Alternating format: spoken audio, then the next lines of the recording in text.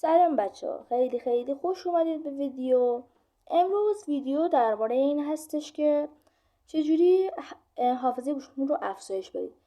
من میدونم که تمام شما مشکل حافظه دارید که گوشیتون بهتون میگه حافظتون کافی نیست و نمیتونید برنامه دلخواهتون رو نصبش کنید.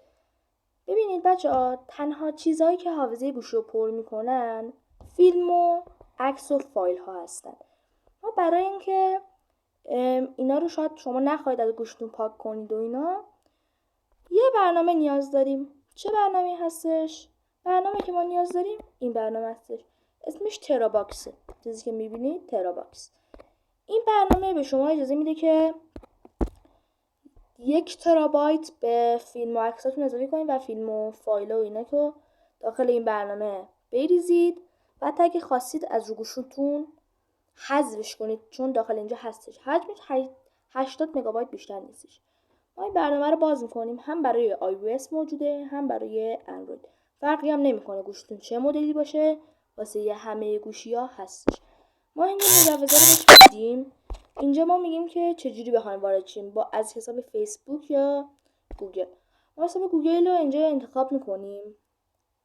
حالا ما اینجا یه حساب انتخاب میکنیم برای خودمون. من مثالی حساب برای خودم انتخاب کردم. وای میسیم که این بالا بیاره. ما با این برنامه میتونیم راحت تمام فیلم و عکس و فایلامون رو داخل این بریزیم و حتی از گوشمون هم پاکشون کنیم. به هر حال داخل این برنامه میمونه. حالا بخاطر اینکه وقتی شما گرفته نشه، من این ویدیو رو استاپ میکنم. وقتی که بالا اومد دوباره براتون میذارمش. خب بچه‌ها، بعد از اینکه دسترسی فایل و عکس رو بهش دادید، اینجا علامت به اضافه رو به راحتی که اینجاست میزنید. وقتی علامت به اضافه رو زدید، اینجا انتخاب میکنید که دقیقاً اینجا این میشه عکستون، این میشه ویدیو، این فایل و تمام چیزا، حتی فایل خیلی سنگین هم میتونید.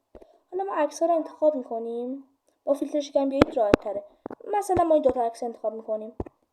ما اینجا روی این گزینه میزنیم، میگه که دسترسی دیتا رو بهم بده. دسترسی دیتا رو بهش میدیم. دوباره میایم اینجا عکس رو اضافه میکنیم. این دوتا عکسه در حال ریختنه.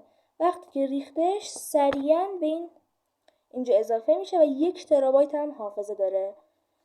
اگر از این ویدیو خوشتون اومد، من رو در کانال یوتیوب سابسکرایب کنید و زنگوله بغلش هم بزنید. اگر این ویدیو رو از اکسپلور میبینید، یادتون نره منو فالو کنید.